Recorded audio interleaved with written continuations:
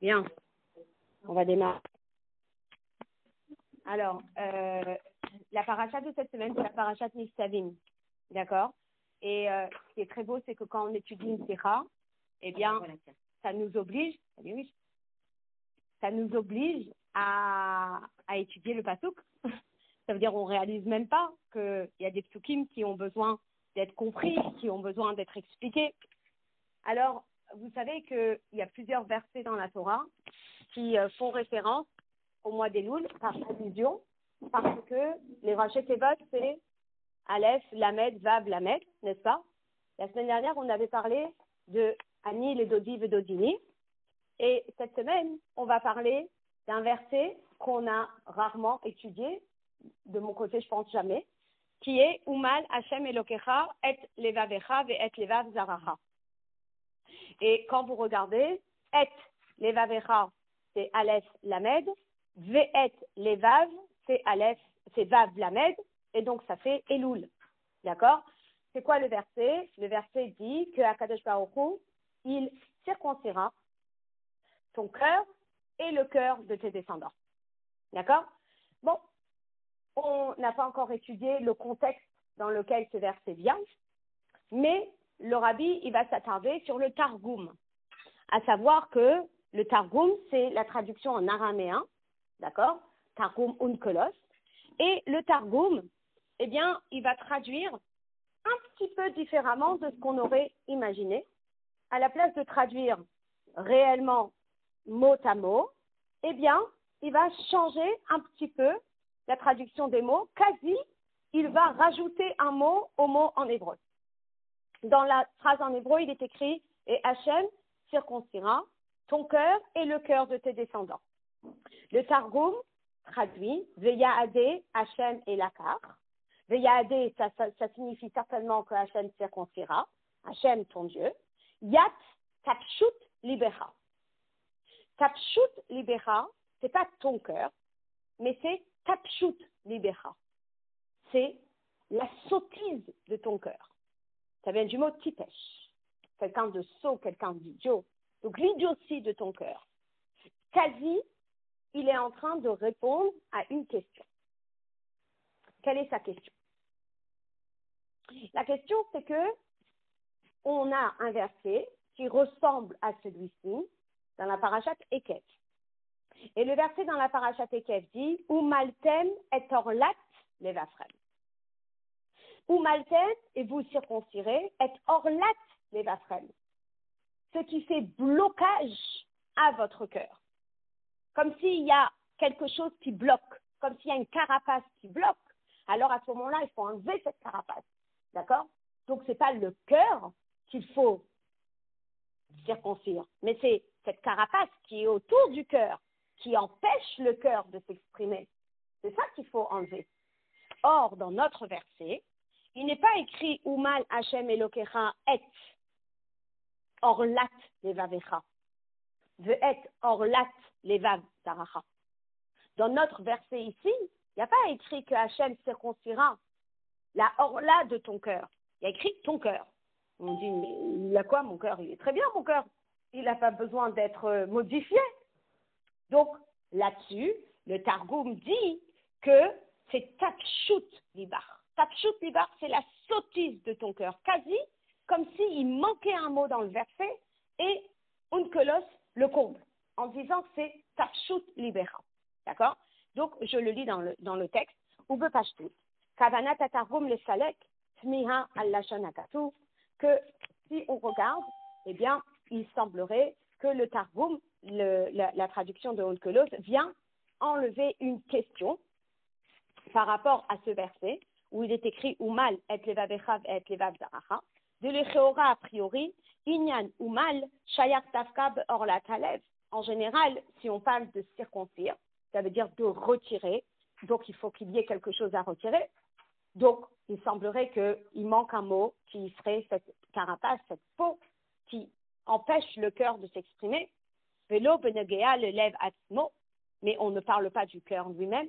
Kedirtiv, comme il est écrit, les eil, plus haut, le paracha Kodemet dans une autre paracha précédent, dans la paracha Ekev, où là-bas, effectivement, il y a un mot en plus tiyeh ou maltem et orlat levavchem. Veimken, gamkan, évélé le mémar. Ici aussi, on aurait dû dire dans le verset, Umal Hashem Elokecha, et orlat levavecha, et orlat levav zaracha. Donc, apparemment, il y a une question, il manque ce mot, et le Targum le comble dans sa traduction en disant que, effectivement, il manque le mot tatchut, ça veut dire que la sottise a été retirée. D'accord? Velachem mosif à Targum, c'est pour cela que le Targum rajoute que Targumo de Parasha Anal, comme dans sa traduction là-bas, dans la Parashat Eket, que c'est tatchut. Libera. Haïnu, chez Zehu, ke'en mikra katser, que c'est comme si c'était un verset où il manquait un mot, ou que ilu ne'emar bekatouf beferouche, et que c'est comme s'il était écrit explicitement dans le verset, orlat levavecha. D'accord? Très bien. Non.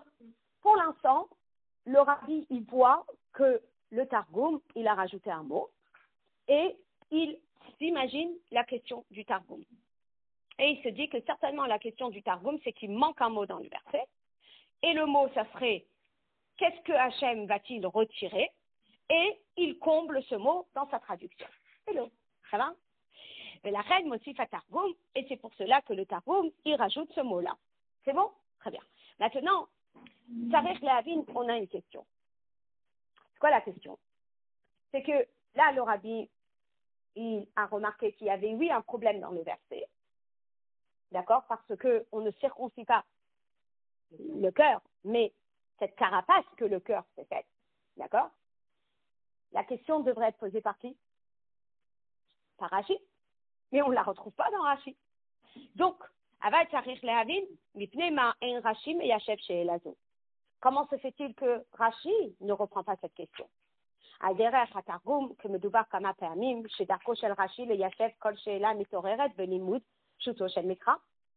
la même façon que le Targum il répond à cette question, eh bien, on s'attendrait à ce que Rashi réponde à cette question, à savoir que Rashi relève toute question qu'un enfant de 5 ans aurait du mal à comprendre. Et donc, lorsqu'on ne retrouve pas un Rashi, vous connaissez déjà les règles de Rashi. Qu'est-ce qui se passe si je ne trouve pas un Rashi sur quelque chose que je m'attendais? Il n'y a pas besoin de... Alors, voilà. Alors, soit ce n'est pas une question, soit il a déjà répondu de par ailleurs. Et donc on est obligé de dire, c'est Alpi Shita de Rashi, que selon la Shita de Rashi, ce n'est pas une question qui nécessite une explication. Soit parce que Birlal, ce n'est pas une question, ou le fichier Shekvar Yashav Rashi, ou peut-être que Rashi a déjà répondu à cette question avant, comme on a déjà parlé des clalés Rashi précédemment. Ça marche? Donc finalement, on voit qu'il y a un verset qui nous semble un peu bizarre, où Hachem, il va circoncire les cœurs. On ne sait pas exactement comment ça se fait qu'il n'y a pas écrit Orlat Halev, mais on parle de lèvres, on parle du cœur lui-même et non pas de la carapace du cœur. Le Targum, il a relevé la question. Rashi ne relève pas la question. On se demande pourquoi. D'accord? Alors, quand tu lis le pasouk, ça paraît clair parce que tu n'es pas très sensible à l'hébreu. D'accord? Mais c'est comme si je te disais,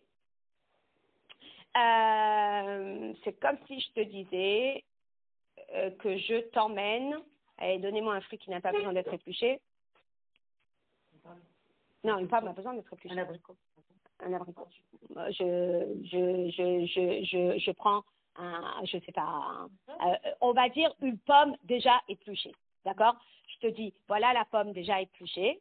Et je te dis, épluche-moi la pomme. Tu vas me dire, il n'y a pas d'épluchure. OK?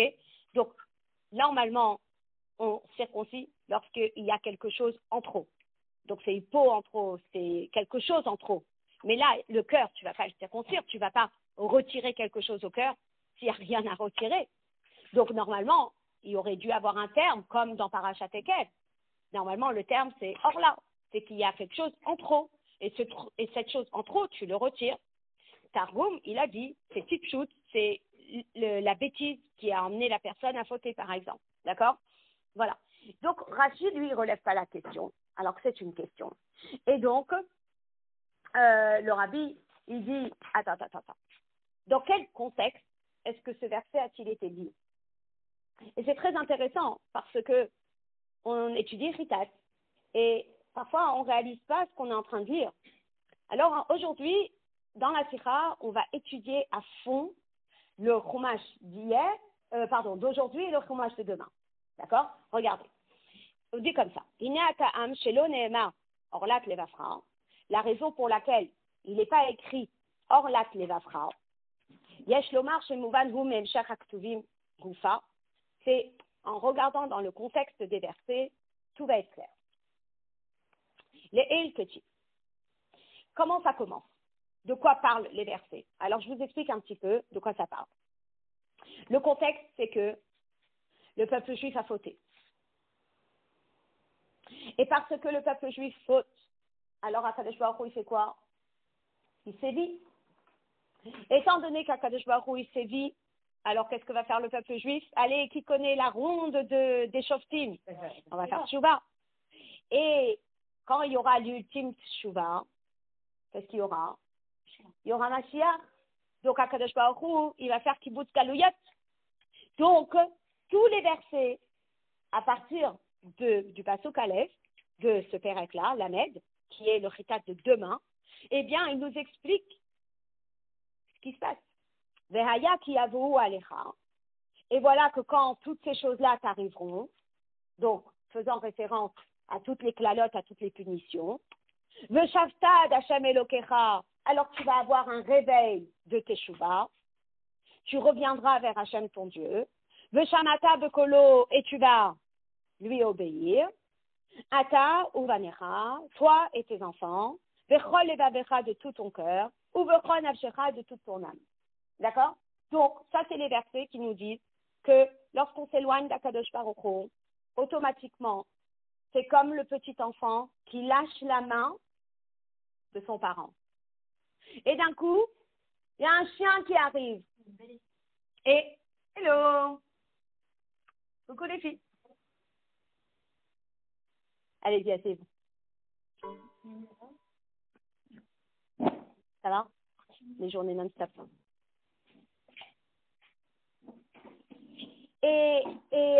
Alors, j'aime pas l'appeler une punition, je préfère l'appeler une conséquence. Ça veut dire que la conséquence logique, que si un enfant, il se retrouve tout seul et qu'il lâche les parents, et qu'il est tout petit de taille, et qu'il y a une voiture qui file, eh bien la voiture l'emporte. Et s'il donnait la main à l'adulte, eh bien, les choses ne se seraient pas passées comme ça. Oui? Donc, vite, l'enfant, il voit le chien, et d'un coup, il retourne chez son parent et dit « Papa, papa !» Et d'un coup, t'es là. Donc, finalement, c'est le circuit de la vie où on lâche la main d'Akadosh Baruch Hu. La conséquence logique, c'est que les gros loups, ils viennent nous attraper et que on se dit « Aïe, aïe, aïe, on n'aurait pas dû lâcher la main. Hachem, Hachem !» Et on retourne vers Akadosh Baruch Hu. Ou Mamshir HaKatuv Le'acharezeh. Et le verset de continuer, et il dit Veshav Hashem Elokecha et Shevutecha, qu'Akadosh Baruch Hu, il ramènera tous ceux qui sont exilés. Veheviacha Hashem Elokecha la'aretz, et Akadosh Baruch Hu, il nous ramènera dans la terre d'Eretz Israël. Umal Hashem Elokecha et Levavecha, et Akadosh Baruch Hu, il va circoncire le cœur. Je reprends. Le contexte des versets, c'est un contexte d'un scénario qui est le scénario de Biyat HaMashiach. On était en exil, on a fauté, on s'est éloigné d'Akadosh Baruch Hu, on a subi les conséquences, on a fait une ultime teshuva. Akadosh Baruch Hu, il accepte notre teshuva, il ramène tous les exilés et Mashiach arrive. Ça, c'est le verset. Lorsque Mashiach sera là, Umal Hashem Elokecha et Levavecha, Hashem, il va circoncire nos cœurs. Umal Hashem Elokecha, bravo, tu l'as relevé, le rabbi va le relever dans 5 minutes.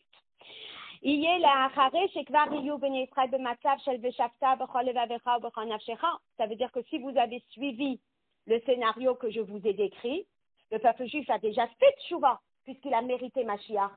Alors c'est quoi cette circoncision? Tu veux retirer quoi exactement? Il n'y a plus rien à retirer.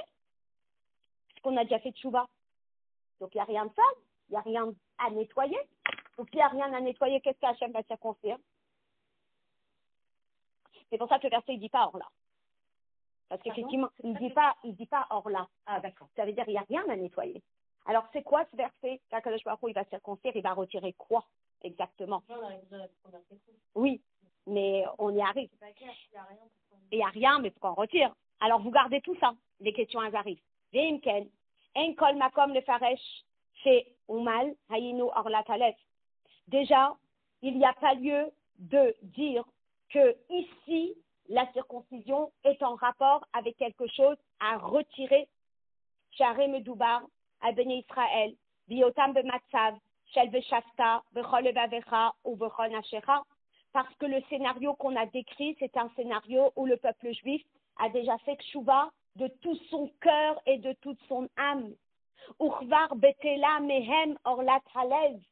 Et donc, ils se sont déjà débarrassés de tout ce qui est carapace du cœur.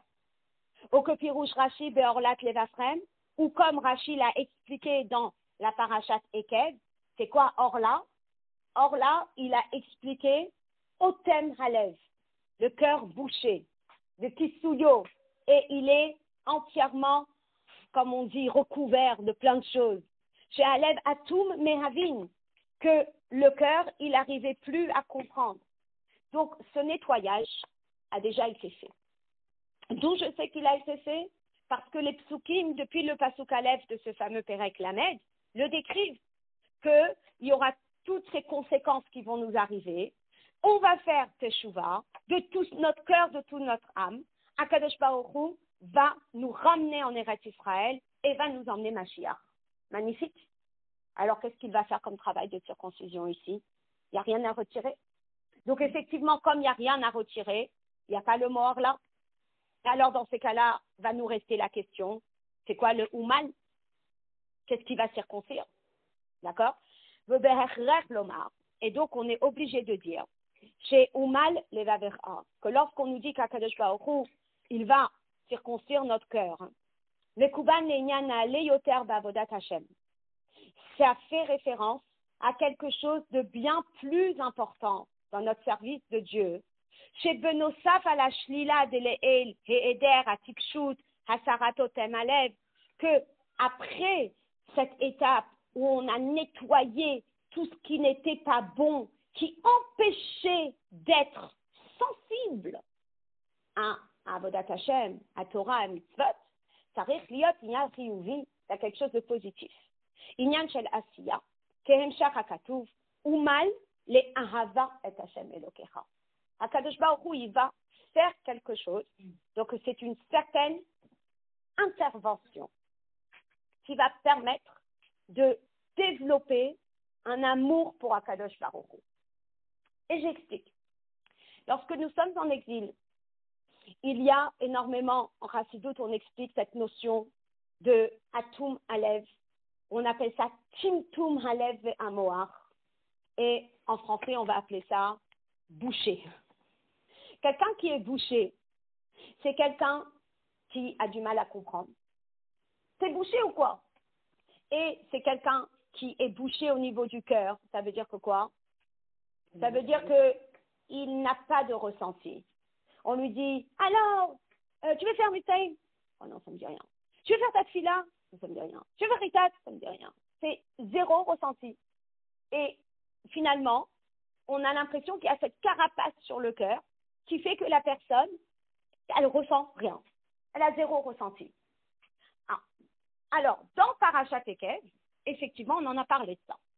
Et dans Parashat Ekev, on avait cette mitzvah qui était, et je reprends les termes du verset, ou maltem et orlat levafrem, vous avez cette mitzvah de nettoyer un petit peu. C'est la foire. Je rentre dans la pièce, c'est la foire. Il y a des affaires de partout, il y a de la poussière de partout. J'arrive avec une belle bibliothèque. Je peux la placer là dans une pièce qui est la foire? Donc j'ai dit non. D'abord je nettoie et après je fais rentrer les nouveaux meubles. D'accord? Sourmera à cet homme. Donc dans la Parashat Ekev, effectivement, notre avoda, c'était qu'on est en plein exil Et notre avoda, c'est resensibilise-toi. Essaye de trouver les moyens pour te resensibiliser. Et d'ailleurs, c'est très intéressant. Là-dessus, il y avait une petite anecdote qui était racontée alors je ne sais pas c'était quelle origine, c'était une anecdote qui était racontée je ne sais pas, j'ai oublié de noter l'origine, non juif, un grand-père qui est en train d'expliquer à son petit-fils que cette personne, elle a comme deux loups en elle. Il y a le méchant loup et il y a le gentil loup, et que le méchant loup, il donne son impulsion, et le gentil loup, il donne son impulsion. Réellement inspiré de ce qu'on apprend en Tanya. Et le petit, il demande à son grand-père, mais qui gagne? Et le grand-père réfléchit et répond à quelque chose de très intéressant. D'abord, il prend du temps. Et après, il dit, c'est le loup que tu nourris qui gagne. Et c'est très fort comme concept. Un non-juif qui a fait ça? Oui, c'est un non-juif. Il n'a pas vu Juliette. La personne a lu ça sur un truc Facebook. Enfin, voilà, j'ai pas retenu tous les détails. Mais c'est une anecdote qu'il a lue. Et finalement, ce concept-là, qui gagne, c'est celui que tu nourris qui gagne. C'est une énorme leçon pour nous, comment se sensibiliser dans Torah et Mitzvot. Très souvent, on a perdu notre motivation. Très souvent, on est là et on est désensibilisé. Et alors, comment tu vas te resensibiliser? En nourrissant le positif. Nourris le positif, nourris le positif, nourris le positif. Et le positif va finir par y arriver. Comme on dit, si tu donnes rien à manger au loup méchant, qu'est-ce qui va se passer avec lui? Il va mourir. Mais parfois, on peut faire du positif, mais sans être... Alors, certes, mais c'est en faisant beaucoup de positif que tu vas finir par retrouver ta sensibilité. D'accord? Et ça, c'est quelque chose de très intéressant. On va dire, quand on était petit, oui, on était passionné d'être habillé de snouot. Honnêtement. J'arrivais, je dis à ma mère, je veux plus de pantalon, je veux des collants, enfin, voilà. Et après, à un certain âge, d'un coup, il y a ce Terrara qui arrive. Ce qui est normal. OK? Donc, la sensibilité, on l'avait, cette sensibilité, cette motivation, cette passion, on l'avait, jusqu'à ce que le Yeterara, il surgisse à l'âge de la Bat Mitzvah, où d'un coup, hop, on n'est plus motivé. Ce qui est normal. Donc maintenant, comment je vais faire pour resensibiliser? Eh bien, c'est reprendre des habitudes. Et quand je reprends cette habitude, je la reprends, finalement, je retrouve ma sensibilité. Ce travail-là, où Maltem est en lat levafrem, ce travail, on l'a dans la parachat Ekev. OK? Alors, qu'est-ce qui va se passer dans notre paracha? Dans notre paracha, on est déjà à Zman Mashiach. Qu'est-ce que Dieu va faire ici? Alors, Dieu, il va faire une intervention que uniquement lui peut faire, qui va permettre à ce qu'on ressente un amour pour Dieu qu'on n'aurait pas pu ressentir de par nous-mêmes. Et donc, le rabbi, il explique comme ça. Il dit, si on le formule différemment. Trila ne'emar chez Israël yasut tshuva, v'yishmeu b'kol Hashem, b'chol levavcha ou b'chol nafshecha. Au début, eh bien, on parle que le peuple juif, il va faire tshuva, de tout son cœur, de tout son âme, il va obéir à Dieu. Vedavar ze yachol liot gam, al yedei avodat Hashem me'ira. Ça peut se faire avec la crainte. Ouais, oui, on a subi les conséquences, et bien après, on se tient à carreau. D'accord? Omnam, ou mal Hashem Elokecha, ifal ba'em le ahava et Hashem Elokecha bechol levavecha ou bechol nafshecha. Par contre, l'intervention d'Akadosh Baruch Hu, à la fin de ce scénario, ça va être Akadosh Baruch Hu, il va faire quelque chose qui va déclencher en nous un amour pour Dieu. Donc finalement, il va y avoir une sorte de mila, il va y avoir une sorte de circoncision qui ne va pas nettoyer le mal, parce que le mal est déjà nettoyé, mais qui va permettre à ce que notre amour pour Dieu soit plus élevé que ce qu'on aurait pu obtenir de par nous-mêmes. Et là, chez Adaïn, ça reste les Havin et Shayachut Ha'inyanim. Mais forcément, on a une question. Si Akadosh Baruch Hu, il va faire quelque chose qui va permettre à ce que je retrouve une sensibilité que je n'aurais pas pu retrouver de par moi-même. Pourquoi le terme c'est mal ou mal, mila.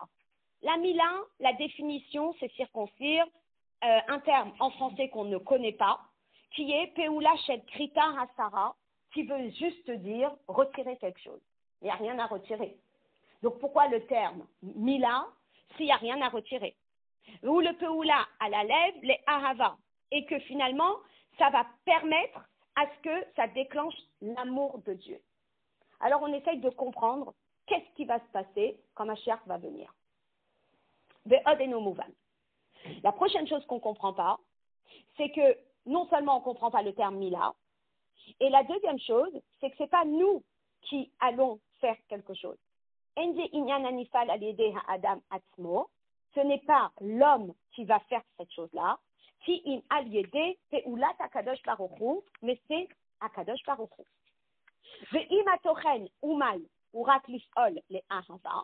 Et si ce concept de circoncire permet d'aimer Dieu, aimer Dieu, ce n'est pas entre les mains de Dieu. Aimer Dieu, c'est entre les mains de qui? C'est entre nos mains à nous. Comme il est écrit dans le verset, Ve'ahavta et Hashem Elokecha, bechol levavecha ou bechol nafshecha, pa'amayim bechol yom. Chaque fois, chaque jour, 2 fois par jour, on doit travailler Ahavat Hashem, on doit travailler l'amour de Dieu. Donc, si on doit travailler l'amour de Dieu, qu'est-ce que Dieu va-t-il faire pour que moi, j'ai l'amour de Dieu? C'est à moi de faire. Donc, on ne comprend pas pourquoi, en rapport avec l'amour de Dieu, le terme c'est Mila. Le travail est déjà fait, on ne comprend pas qu'est-ce que Dieu va faire et pourquoi c'est Dieu qui va faire et ce n'est pas nous qui allons faire. Ça marche? Donc finalement, on a compris qu'il y a quelque chose qui va se passer quand Mashiach va venir et on essaye de comprendre de quoi il s'agit. Alors, le Rabbi, pour pouvoir nous expliquer ça, eh bien, il a besoin de nous faire un élargissement du contexte sur le chitat d'aujourd'hui. Ça veut dire que cette sira, elle est sur le chitat de demain. Et il nous a détaillé les 6 premiers psukim de demain. Mais qu'est-ce qui est dit aujourd'hui? Et le chumash d'aujourd'hui n'est pas tout court. Mais qu'est-ce qu'on a étudié dans le chumash d'aujourd'hui? Eh bien, dans le chumash d'aujourd'hui, le Rabbi va nous expliquer. Je lis. Apsukim vehaya ki yavou alecha vegomer veshafta veshav umal. Ces fameux versets qui parlent de l'époque de Mashiach où on a eu des conséquences de nos fautes et on a fait tchouva et Hachem il va nous ramener en Eretz Israël et il va nous apporter cette possibilité de l'aimer d'une façon qu'on n'aurait pas pu l'aimer autrement. Eh bien, ces psukim-là du chumash de demain, Baïm behemshech le'arichut le'el, ils viennent à la suite du Perek Raftet, Odot HaMatzav, Abilti Tov Begalut, qui nous parle de cette période tragique de l'exil. Maintenant, pourquoi sommes-nous en exil? Pourquoi on est en exil?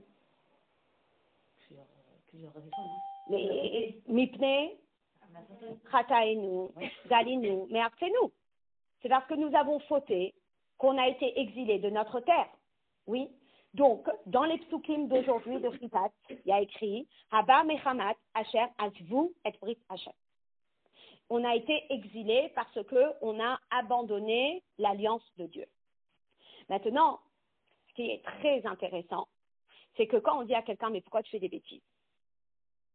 D'un côté, ça a l'air d'être négatif comme cours d'aujourd'hui, mais d'un autre côté, quand on comprend qu'est-ce qui a permis à ce qu'une personne fasse ça et ça et ça, finalement, ça nous permet de faire attention à ce qu'on ne dégringole pas plus et à ce qu'on ne faute pas.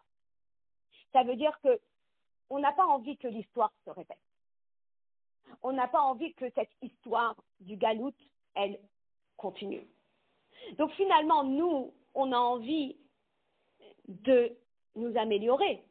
Si on voit qu'on est en exil depuis tant d'années, ok, on est en exil depuis tant d'années parce qu'on a fauté. Ok. Est-ce que tu as réfléchi, qu'est-ce que tu as fait de pas bien pour éviter de le refaire? Et la Torah nous dit, mais ta eret ha Torah et ta siba la naga kazo. Qu'est-ce qui a fait qu'on a abandonné notre alliance? Et c'est très intéressant, parce qu'une fois, je discutais avec un membre de famille sur une communauté qui est juste en train de dégringoler. Et je lui disais, mais qu'est-ce qui se passe? Pourquoi ça dégringole autant? Et la personne m'a répondu, l'influence. Et finalement, c'est écrit dans le texte. Regardez. Ki atem yedatem vegomer be'eretz Mitzrayim. Vous avez assisté et vous saviez les abominations que les Égyptiens vénéraient. Vatiru et shikutsehem. Vous avez vu leurs abominations. Et le verset continue en disant, Pen yesh bachem ish. Peut-être que parmi vous, il y avait un homme, Asher levavo poné, et le cœur de cet homme, il s'est penché.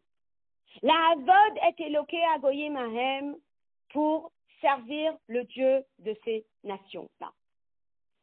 À savoir que le gros yetzer hara de l'époque, c'était Avodah Zara, d'accord? Et finalement, si on grandit dans une bulle, et on nous met dans une pièce où il n'y a que Torah et Mitzvot, déconnexion du monde, déconnexion des téléphones, déconnexion de tout, est-ce qu'on a une imagination assez grande pour savoir quelles sont les bêtises qu'on peut faire? Oui, évidemment. On ne peut pas inventer. On voit que du bien, on est entouré que de bien, on fait que du bien. Donc, qu'est-ce qui fait qu'une personne faute? Eh bien, si une personne faute, c'est parce qu'elle a vu le mal. Ok, j'ai vu. Et alors? Moi, je suis pas influençable. Alors, le seul problème, c'est qu'il y a un pont qu'Akadosh Baruch Hu a créé entre mes yeux qui voient et mon cœur qui désire.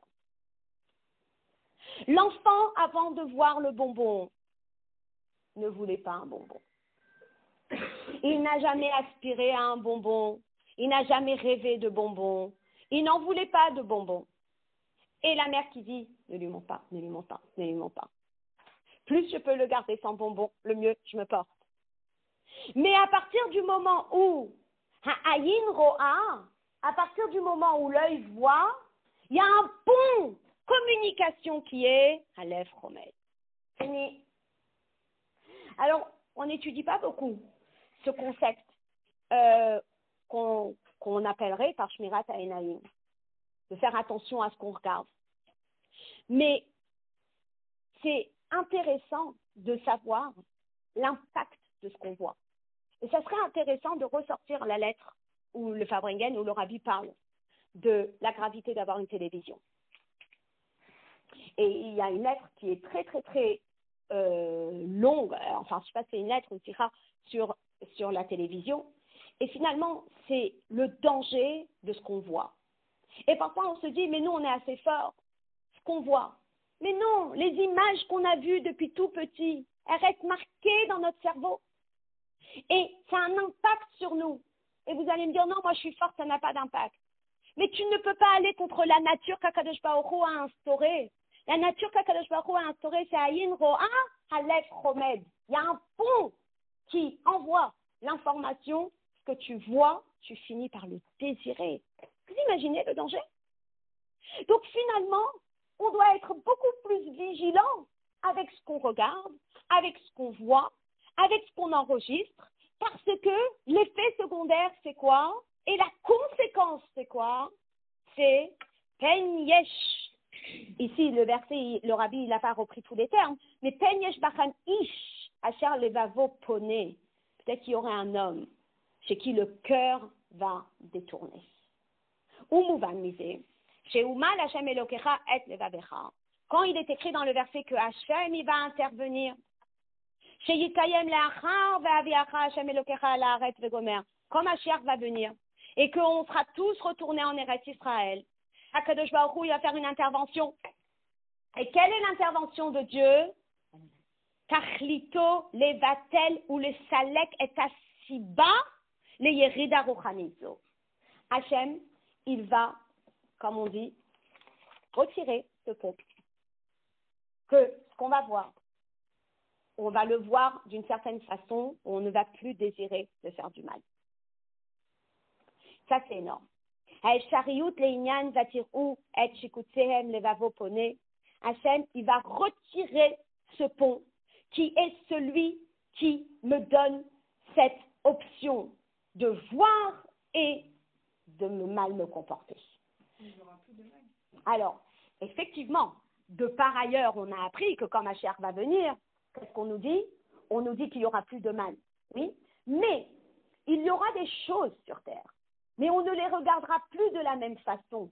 Toutes les choses qu'on verra, on les utilisera que pour le bien. Donc, comme on dit tout à l'heure, juste tout à l'heure, j'enseignais ça à mes élèves de terminale en Tania. Oui, quand on dit que le tzaddik, il a plus de mal, qu'est-ce que ça veut dire quoi, il a plus de mal? Les plaisirs. Alors, on a noté les plaisirs. Est-ce que les plaisirs, c'est quoi? Les plaisirs, c'est manger, les plaisirs, c'est dormir, les plaisirs, c'est ci, les plaisirs, c'est ça. Ça veut dire que le tzaddik, il mange pas, il dort pas et tout ça? Non. Il n'y a plus l'envie de mal le diriger. Cette envie de mal le diriger, elle sera éradiquée et il y aura à manger, il y aura à dormir, il y aura tout, mais uniquement dirigé vers la volonté de Dieu. Et l'idée incroyable de faire une bêtise avec n'existera plus. Ce pont, on ne peut pas le retirer, non. Ce pont, c'est uniquement Hachem qui va le retirer quand Mashiach va venir. Et c'est ça la Mila? C'est ça la Mila. Et juste, c'est quoi la phrase Aïn Roa, Alev, Chomed. Chomed? Chomed. Donc les Tadjikim doivent faire ce travail-là. Alors, pas parce que c'est quand Mashiach va venir qu'il faut attendre Mashiach pour que ça se mette en place, mais on peut déjà travailler dessus nous-mêmes, d'éviter de regarder et de travailler que ce qu'on regarde n'ait pas un impact sur ce qu'on a envie. Ça veut dire, c'est le contrôle. Alors, on ne peut pas l'enlever, on peut pas l'enlever radicalement, mais dans chacun individuellement, eh bien, ça s'appelle le contrôle de soi. Ça veut dire, j'ai envie, je le rejette. J'ai envie, je le rejette. Et c'est pas parce que Hachem, il n'a pas enlevé le pont qu'on va tous trébucher.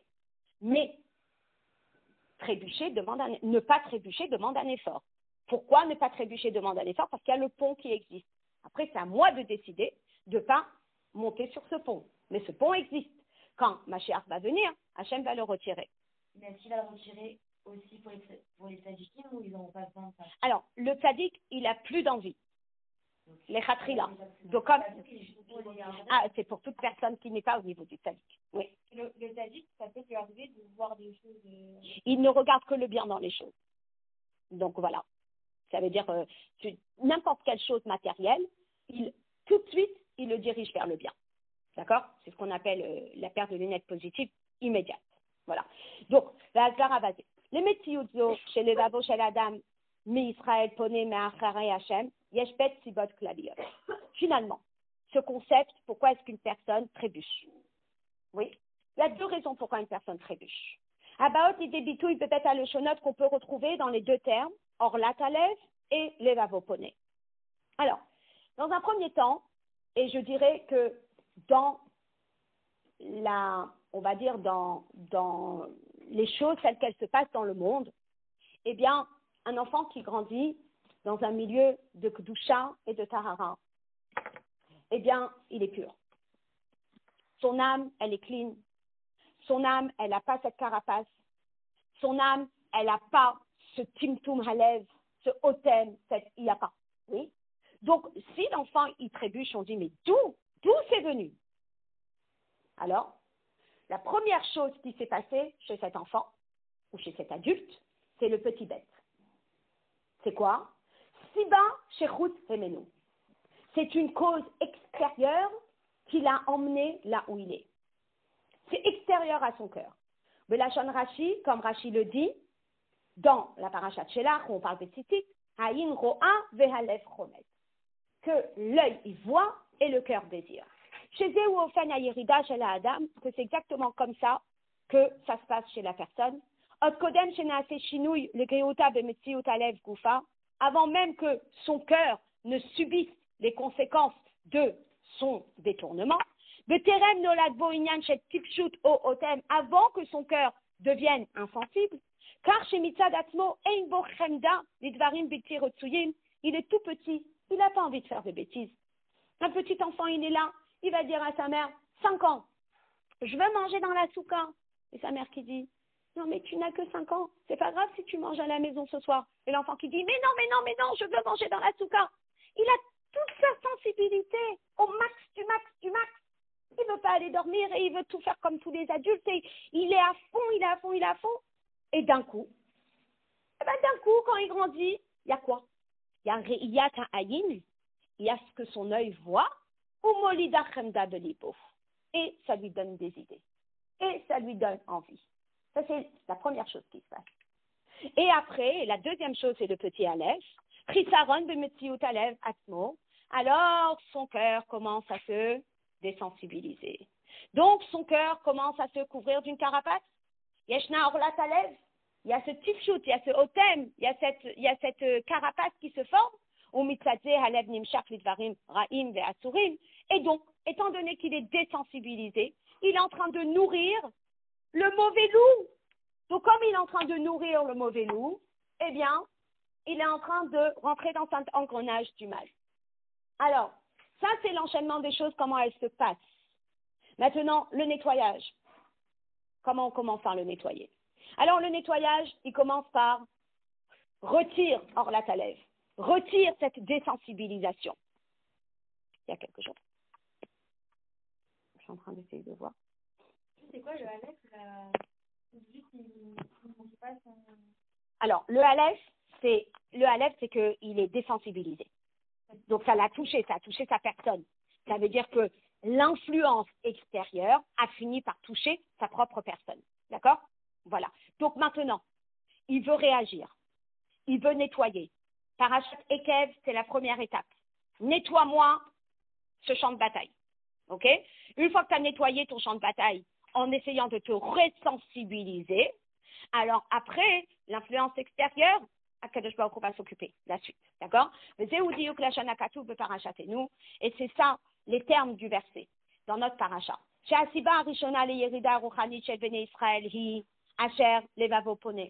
Que la raison pour laquelle le peuple juif, eh bien, il a s'est dégradé de niveau en niveau, c'est parce que son cœur, eh bien, il est parti voir ailleurs.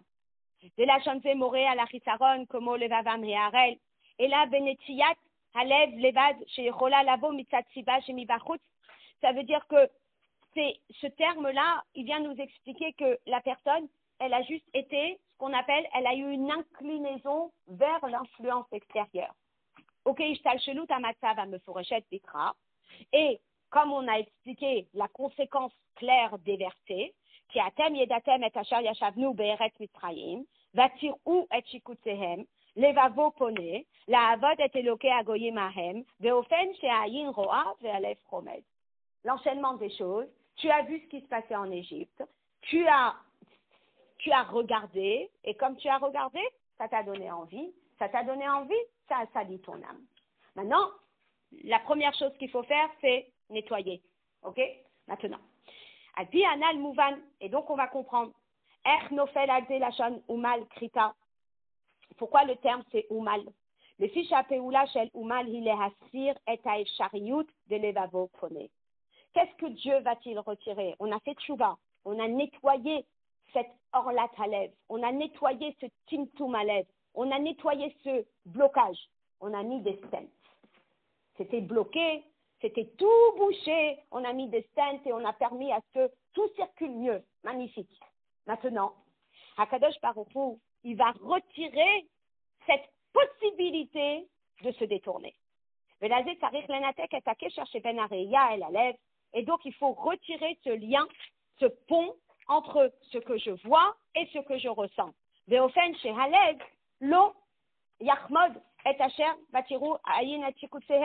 De façon à ce que, même si je vois un bonbon, eh bien, je dis, t'en veux?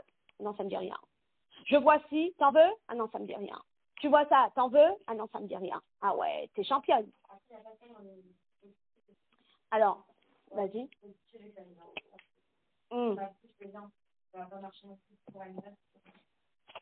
Alors, là où Hachem va l'enlever, c'est quand on verra que le positif. Tu as raison, effectivement. Mais pour pouvoir ne voir que le positif, il faut enlever ce pont. Mais effectivement, ça rejoint entièrement le côté positif. Parce que étant donné que quand Mashiach va venir, il n'y aura plus le mal, automatiquement, on verra que le positif. Il n'y a pas complètement de entre le bien, entre le Dieu et la ça, oui, ça veut dire...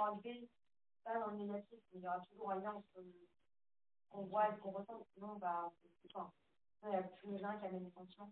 Ah oui, je comprends. Non, alors je ne pense pas qu'il va l'enlever dans le positif. Oui. Ça veut dire qu'il y aura toujours des sentiments, mais qui viendront de choses positives. Bête. Umal Hashem Elokecha. Pourquoi c'est Dieu? Parce que Yesh Torah le Isakek, le Feulat Akadosh Baruch Hu basé, on a besoin que ce soit Dieu qui intervienne. Parce que Yesh Bekoach Adam la Siret Orlat Alev, Otem Libo Votitchuto. Ce que l'homme a la capacité de faire, c'est de nettoyer ce qui est sale. Ça veut dire d'enlever la carapace. Ça veut dire de se ressensibiliser. Ça, il peut le faire. Aval Akesher Ben Reiyat Enav le Libo, ou Inyan Shehid Biabo Akadosh Baruch Hu. Mais ce pont entre ce que je vois et ce que je ressens, ça c'est Dieu qui l'a instauré. Verat Bekocho Idbarech le Batlo. Et c'est uniquement Dieu qui peut maintenant le retirer. Et c'est donc ce qui est écrit dans le verset à la suite de Umal Hashem Elokecha, que lorsque Dieu il va retirer ce mauvais pont, on va dire, eh bien, ça va permettre quoi? Ça va permettre les Ahava et Hashem Elokecha bechol levavecha. Ça va permettre à ce qu'on aime Dieu d'une façon qu'on ne ressentait pas avant. Les Ma'an Chayecha, que ça fasse partie de notre vie. Mais un ras, c'était de battre le Gamriel Chariot, le Lvavoponé, étant donné que cette possibilité de se détourner n'existera plus. Mais là, Yekuyam, le Hava et Hashem Elokecha, bechol levavecha ou bechol nafshecha, le Ma'an Chayecha, lo Ahavat Hashem Stam. Et là, Beofen, chez Davarze, Yeklalut Chayav, chez la Dame Israël, c'est pas Stam qu'on aura l'amour de Dieu, mais ça sera notre vie. Alors c'est intéressant parce que vous savez qu'à un certain moment, il y a oui un pont qui a disparu. Et le pont qui a disparu, c'est le pont de la Vodazara. À l'époque, les gens, ils avaient un Yetzer Hara qui faisait que quand ils voyaient quelqu'un qui faisait la Vodazara, eh bien, eux aussi voulaient faire la Vodazara. Et c'est ce qui a fait en sorte que le peuple juif était emmené à faire la Vodazara une fois, 2 fois, 10 fois, 20 fois, 30 fois, jusqu'à ce que ce Yetzer Hara s'en aille. Mais le reste, eh bien, Akadosh Baruch Hu l'a laissé. Quand est-ce qu'il n'y aura plus le pont pour faire du mal? Ça sera quand Mashiach va venir. Et là, on appelle ça « Umal Hashem Elokecha ». Ça sera dans le domaine de Dieu qui va retirer ce pont et qui va nous permettre d'aimer Dieu d'une façon à ce que toute notre vie sera là-dessus. D'accord? Bien. Maintenant, ça, c'est le Rabbi qui a expliqué ces versets et ça nous ramène entièrement à l'époque de Mashiach, à savoir que nous, on doit aspirer à ça de façon à ce qu'on se désensibilise de faire du mal, on se resensibilise à faire du bien et que quand on se resensibilise à faire du bien, par expérience matérielle, on le voit bien. Vous savez que quand on se déshabitue de faire quelque chose, à un certain moment, on ne veut plus spécialement le faire.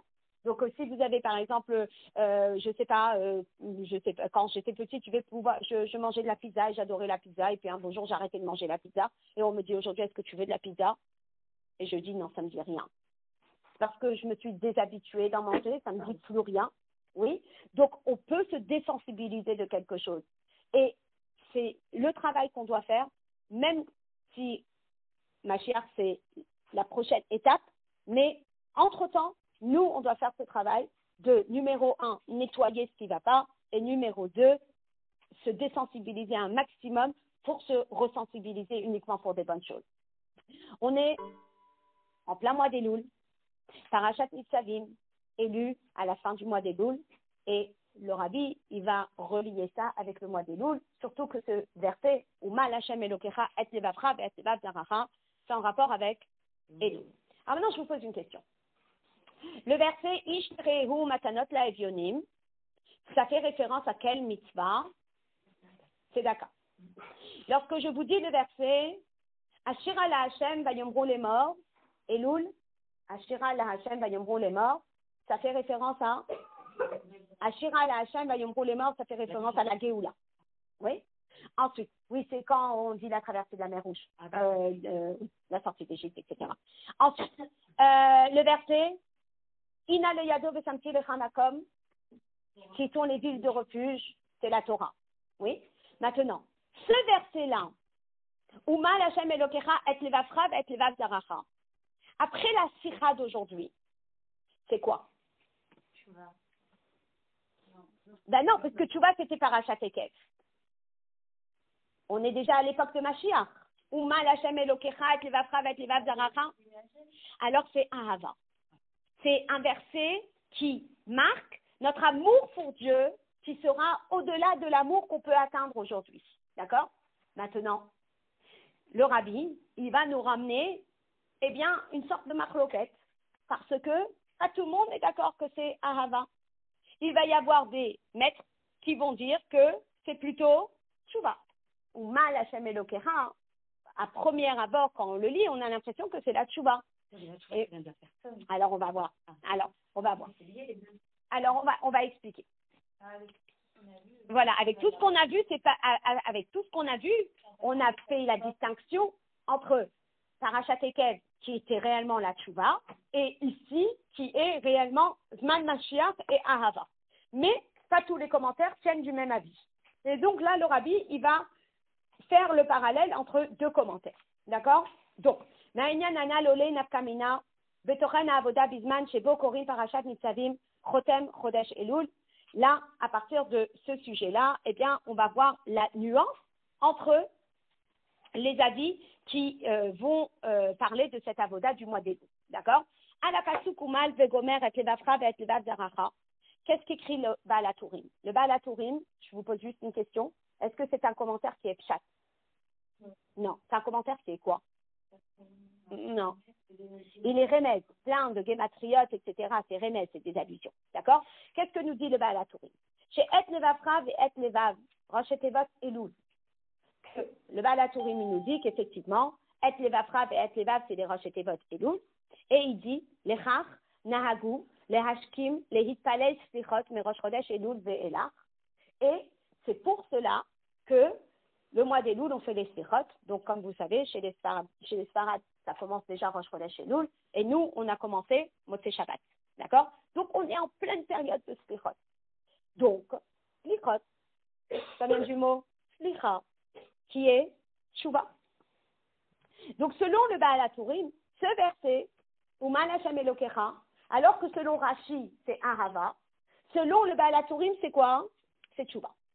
ומשזה שבעל הטורים מקשר את ראשי תיבות של הפסוק עם אמירות סליחות, מובן שמפרש את תוכן הפסוק ומל דקאי על עבודת התשובה. Selon le Baal HaTurim, il relie ce verset aux slichot, il relie ce verset à la tchouva. Je vous pose juste une question. Selon le Targum qui est mentionné au début de la Sikha, ce verset c'est aussi la tchouva. Puisqu'il dit, dans le Targum, il a rajouté le mot, tu retireras ce côté idiot, sot de ton âme. Donc, c'est aussi tchouva. Donc, selon le Targum, c'est tchouva. Selon le Baal HaTurim, c'est tchouva. Je saute le petit paragraphe juste pour qu'on ait l'enchaînement. Maché Enken, Alpi Abiyuranal, selon notre explication, qui est la chita de Rashi, Chapeoula de Umal, Baal Idebitouy Behemshach Hakatuv le Ahava le Ma'an Chayecha, que ce verset Umal, eh bien, il est en rapport avec aimer Dieu, parce que nettoyer Teshuva, on en a déjà parlé dans Parashat Ekev. Nimsa, chez Avoda de Elul, que le travail de Elul, Einena Avodat Teshuva veHatzlicha, n'est pas un travail de Teshuva et de Slicha, qui im Avoda Ahava, mais c'est le travail de Ahava. Alors c'est très intéressant. On est en plein mois d'Elul. On a ce verset Uman Hashem Elokecha et Levavcha et Levav Zaracha. On vient d'étudier toute une sira, ça veut dire que la Avoda du mois d'Elul, c'est de travailler sur notre amour de Dieu, de le développer un maximum, d'essayer d'enlever par nos propres moyens ce pont le temps que Dieu finisse le travail. D'accord? Et d'un autre côté, on a un Baal HaTurim qui me dit « Ah non, non, non, Elul c'est Tchouva ». Et le Targum Unkelos qui nous dit « Ah non, non, non, Elul c'est Tchouva ». Alors c'est quoi Elul? C'est Tchouva ou c'est Ahava? C'est les deux. Alors, Sha'arei Tochano Malato Shel Chodesh Elul Ugam Bekav Ahava. Parce que vous savez que cette notion du mois d'Elul, il y a cette notion d'aimer Akadosh Baruch Hu, comme on le voit dans le verset Ani le Dodi Vedodili, qui est aussi Ahava. Areu Inyan Shel Ahava, ou que fiche Olé, Gam Mehamashal Ayadoua chez Rabbeinu Azaken, et comme on a vu dans la Sikha la semaine dernière, qu'il y a ce mashal de l'Admor Azaken, Aleharat Udgimel Midot Arachamim Bechodesh Elul, que Akadosh Baruch Hu il brille par ses 13 attributs pendant le mois d'Elul. Chez Zehu Bedugmat Melech Hachar Mekablin Panav Besadeh, c'est comme le roi qui nous accueille, qu'on l'accueille dans le champ. Zehu Mekabel et Kulam Beseder Panim Yafot, et il reçoit tout le monde avec un visage bienveillant. Ou Mare Panim Sochakot le Kulam, ou Mouvan Shedavarze Meorer Bekulam Ahava le Melech. Lorsque le roi il se montre tellement bienveillant, vous savez, il y a eu la rentrée de l'école, les enfants sont arrivés à l'école, ils ont dit oh, ma Mora est tellement gentille. Ça fait quoi? Ça fait que si la Mora elle est gentille avec eux, l'enfant, eh bien, il va aimer la Mora aussi. Si la Mora elle aime ses enfants, l'enfant il va aimer la Mora. Donc c'est dans les deux sens. Donc si le mois d'Elul marque cette proximité qu'Akadosh Baruch Hu a avec le peuple juif, et il sort dans les champs, et il nous accueille de Sever Panim Yafot avec ce grand sourire et ce visage bienveillant, automatiquement ça va générer quoi en nous? Kemaïm apanim el panim, ken leva adam el adam. Ça va générer miroir. Si Hachem il nous sourit, retour, on va lui sourire. Si Hachem il nous aime, retour, on va l'aimer. Alors, il y a la notion de Ahava pendant le mois d'Elul, n'est-ce pas? Alors, Yesh Lomar, c'est un Madavar Shavodat Elul, Ena Kolelet Aliba de Baal Aturim, et Hemshech Hakatuv le Ahava. Ou Mipne Shealpi Alimud Agerech Haremez, Ine le Ahava, Hi Madrega Naalit Yoter, Mehavat Hashem Shebechodesh Elul. Ça veut dire que selon le Baal Aturim, eh bien, il va diviser le verset en deux. D'accord? Et selon le Baal Aturim, au début, eh bien, la personne, elle va faire tchouva, et après, elle va atteindre un hava encore plus élevé. D'accord? Et le rabbi explique, Behagdama, Achiluk ben avodat chodesh elul, la avodat ayamim noraim chez les achareha, que la différence entre la avodat du mois d'Elul et la avodat de Rosh Hashanah et de Yom Kippour, le Vaher Rabbeinu Azaken, l'Admor Azaken, il explique, chez Elul, vous be'ikar hazman, shalani de Dodi, itaruta de tata. La semaine dernière, dans la Sikha, on a expliqué que le mois d'Elul, c'est le mois où le juif, il doit s'investir, c'est le mois où le juif, il doit travailler, c'est le mois où le juif, il va vers Akadosh Baruch Hu. Mashen ken, ayamim noraim, hen ikar azman shel vedodili. Par contre, Rosh Hashanah, Yom Kippour, c'est le retour d'Akadosh Baruch Hu vers nous. Zman idgalut malchuto idvarer, c'est là où Akadosh Baruch Hu n'est plus dans le champ. Akadosh Baruch Hu, il est où? Il est habillé dans ses habits royaux. Et il nous fait rentrer dans son palais royal. La proximité avec Akadosh Baruch Hu, elle est comment? Elle est plus grande. Et là, le rabbi dans la Sikha, il explique qu'il y a deux niveaux d'Avat Hashem. Il y a deux niveaux d'amour de Dieu. Il y a le niveau d'amour de Dieu du mois d'Elul, qui est le niveau de la proximité d'Akadosh Baruch Hu avec Hashem, avec dans les champs. Mais c'est une proximité qui est différente que quand on rentre dans le palais royal. Oui, je ne sais pas, je suis en train d'imaginer un exemple qui est les Havdil et les Havdalot. Mais ça va être l'exemple de, vous savez, quand les gens ils sont là et ils vont rencontrer le maire qui va venir à la choule. Alors il dit ah là là, je vais lui demander. Et là ils sont là, je vais lui demander un appartement. Voilà. Alors on dit, je l'ai vu. Ah, tu l'as vu, tu as discuté avec lui, waouh, une certaine proximité, oui. Mais si la personne elle est reçue chez le maire, dans la mairie, dans son bureau, elle sent que la proximité elle est encore plus proche. D'accord? Parce que ce rendez-vous-là, il est difficile à avoir. Et je l'ai eu. Donc, la proximité du mois d'Elul, c'est Ahava au premier niveau. C'est l'amour que Akadosh Baruch Hu nous témoigne dans le chant, mais c'est un niveau. Par contre, Rosh Hashanah et Yom Kippour, c'est l'amour qu'Akadosh Baruch Hu nous témoigne à un niveau supérieur. Chez Ein Zochim Lazé, qui im amufcharim chez Be'am, veyechides kula. Pas tout le monde ne mérite de rentrer dans le palais royal. Pas tout le monde ne mérite de rentrer dans la maison du roi. Et alors, lorsque on ressent cette affection d'Akadosh Baruch Hu, c'est quelque chose qui va nous marquer profondément. Haïnou, chez Madrigat Ahava de Chodesh Elul, Enana Alit Kedargat Ahava Museget Beyamim Noraim Azman de Vedodili, ça veut dire que le niveau de l'amour qu'on ressent au mois d'Elul, elle est inférieure que le niveau de l'amour qu'on va ressentir quand Ani le Dodi par Yamim Noraim, Rosh Hashanah Yom Kippour. Et donc on va pouvoir voir la différence entre les deux. Lorsque je regarde Rashi, qui est le pshat et qui touche tout le monde, d'accord? Eh bien, Rashi il dit Alimud al-derech hapshat, limud hashave lechon nefesh, ou behetem le madrigot be'avodat Hashem, she'enan na'alot beyoter. Peut-être que c'est des niveaux d'amour de Dieu qui ne sont pas les plus élevés. Madrigot shekol Israël shayachim alehem, ce sont des niveaux qui touchent tout le monde.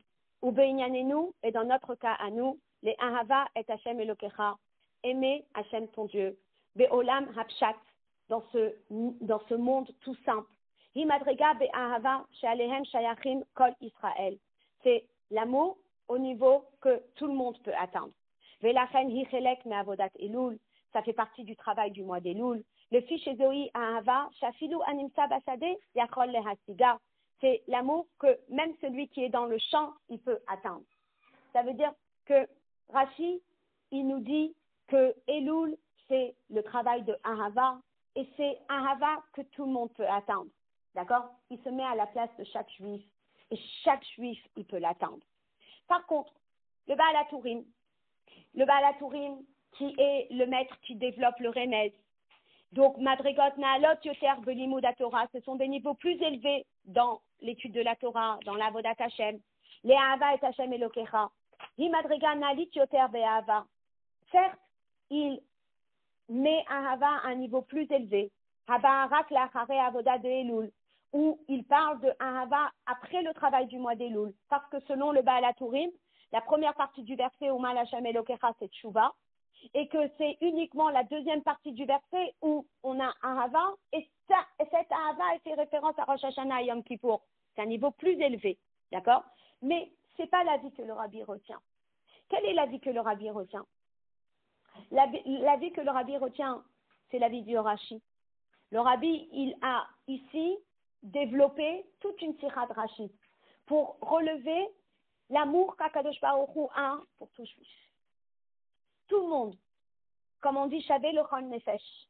Et comment le mois d'Elul, c'est le mois où on développe cet amour pour Akadosh Baruch Hu, où on fait ce travail de base qui est d'aspirer à retirer ce pont pour réellement mériter que Mashiach vienne et que ce pont, il soit éradiqué pour de bon.